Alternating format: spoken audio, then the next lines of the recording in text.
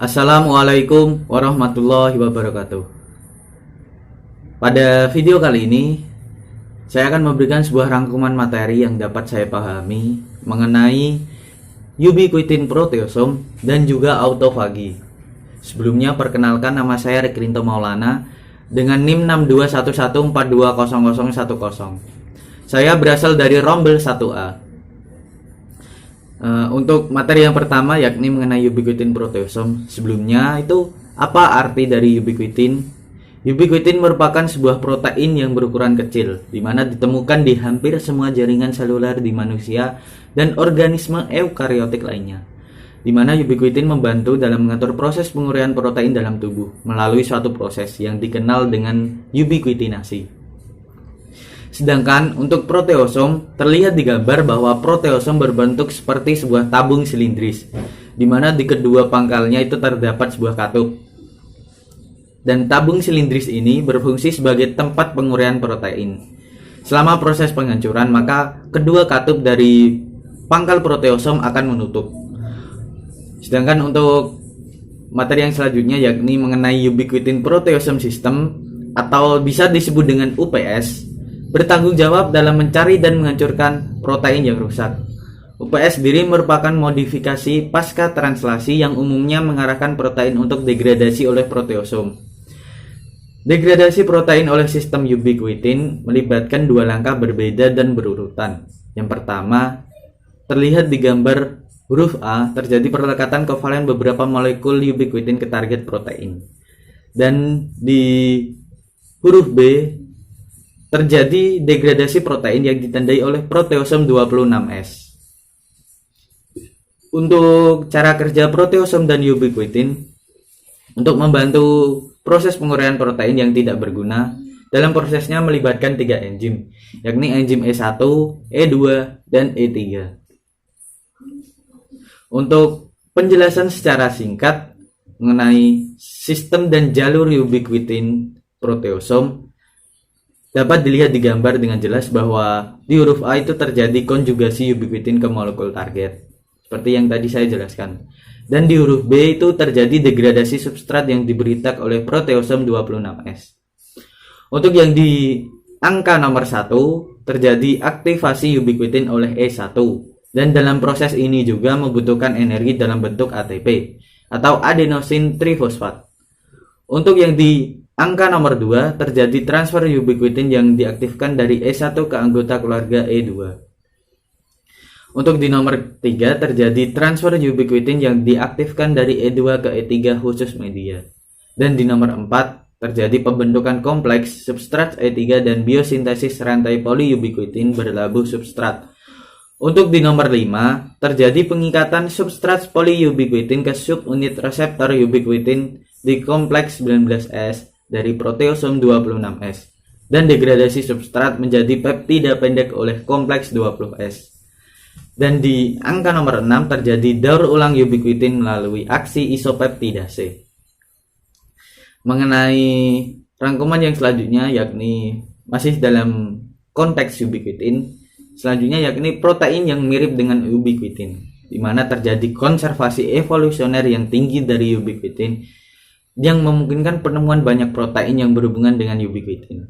Beberapa seperti Parkin yang terlibat dalam patogenesis beberapa bentuk penyakit Parkinson, yang dimana itu termasuk dalam kelompok pertama yang mengandung lebih besar dari ubiquitin. Proteinnya mengandung lebih besar daripada ubiquitin dan memiliki domain yang mirip dengan ubiquitin yang hanya menampilkan sedikit homologi dengan ubiquitin. Dan mereka juga tidak dapat dikonjugasikan. Sedangkan untuk kelompok yang kedua mengandung protein kecil dengan tingkat homologi yang lebih tinggi terhadap ubiquitin yang terlibat dalam modifikasi protein target pasca translasi, tunggal atau ganda yang melayani tujuan non-proteolitik. Untuk yang selanjutnya mengenai sistem ubiquitin itu juga terlibat dalam patogenesis penyakit dengan mempertimbangkan berbagai substrat dan proses di mana jalur ubiquitin itu terlibat. Tidak mengherankan bahwa penyimpangan dalam sistem telah terlibat dalam patogenesis beberapa penyakit, itu baik yang diturunkan maupun yang diperoleh. Keadaan patologis itu dapat dibagi menjadi dua kelompok.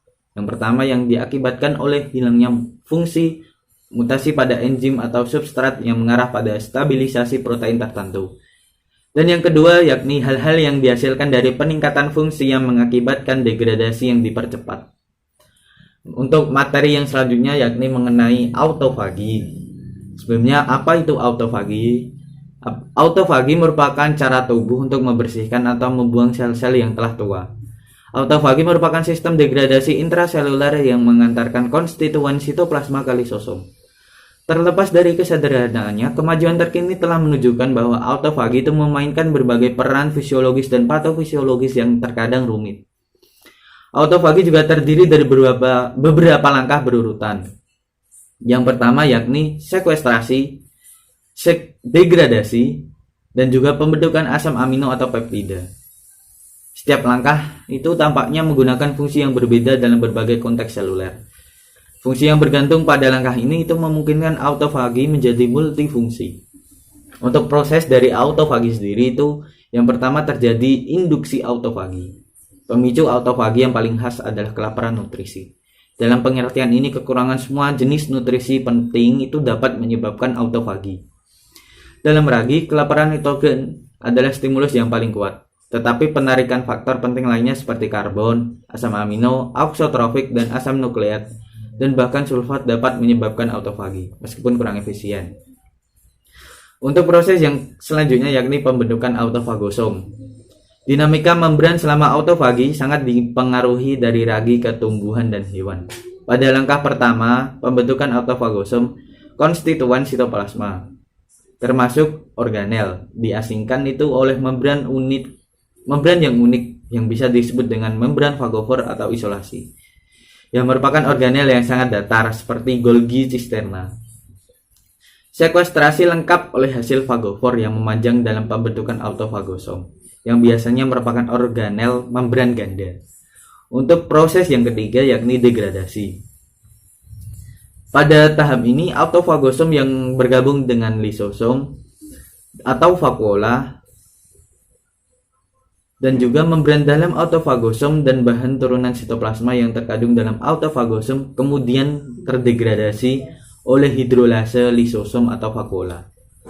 Untuk proses yang keempat yakni penggunaan kembali. Setelah makromolekul terdegradasi di lisosom atau vakuola, unit monomerik misalnya asam amino itu diekspor ke sitosol untuk dapat digunakan kembali.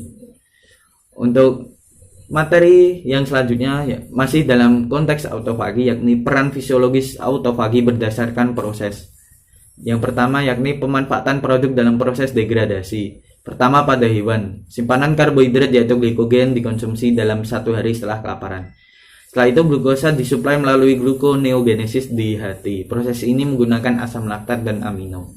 Dalam siklus glukosa alanin yang dijelaskan dengan baik, itu alanin disekresi dari jaringan perifer, termasuk otot dan dikirim ke hati untuk diubah menjadi glukosa selama kelaparan. Autofagi mungkin menjadi kontributor utama siklus ini. Yang kedua yakni eliminasi makromolekul dan organel. Tujuan kedua dari autofagi adalah menghilangkan isi sitoplasma. Meskipun peran ini telah dianggap sebagai spesialisasi dari sistem ubiquitin proteosom, banyak penelitian terbaru menunjukkan bahwa autofagi itu juga berpartisipasi dalam pembersihan intraseluler atau kontrol kualitas protein atau organel. Untuk yang selanjutnya dan terakhir yakni transportasi dari sitoplasma ke lisosom atau endosom. Kadang-kadang autofagi juga dapat digunakan sebagai jalur dari sitosol ke lisosom atau vakuola. Cukup sekian presentasi pemaparan rangkuman yang dapat saya jelaskan. Mohon maaf apabila terdapat banyak kesalahan dalam penyampaian ataupun dalam materi yang masih salah. Saya mohon maaf. Sekian dari saya. Wassalamualaikum warahmatullahi wabarakatuh.